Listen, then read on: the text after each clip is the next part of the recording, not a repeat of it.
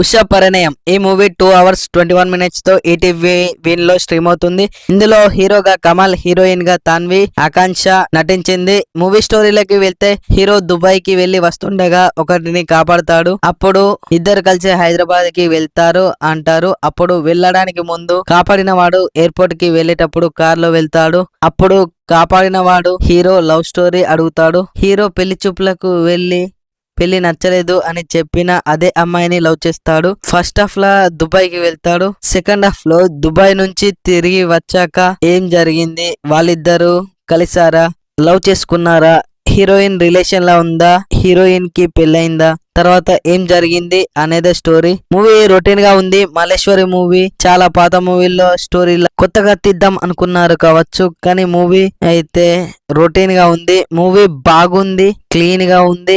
Songs, locations బాగున్నాయి. చిన్న point ని కూడా ట్విస్ట్ గా చూపించడం నాకు నచ్చింది. 15 years బ్యాక్ వస్తే హిట్ అయ్యేదేమో, అప్పట్లో తీస్తే అది హిట్, ఇప్పుడు తీస్తే రొటీన్. ఈ మూవీ కపుల్స్ కలిసి చూడండి, బాగుంటుంది. ఫ్యామిలీతో చూడొచ్చు అంటే చూడొచ్చు, అడల్ట్ కంటెంట్ ఏమీ లేవు. ఒక ఆలిగారి మాటలు, కామెడీ సీన్స్ అప్పుడే ఇబ్బంది పెడతాయి, అది స్కిప్ చేసి అయితే చూడొచ్చు.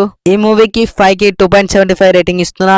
ఇలాంటి రివ్యూల కోసం మన ఛానల్ ని అయితే సబ్స్క్రైబ్ చేయండి.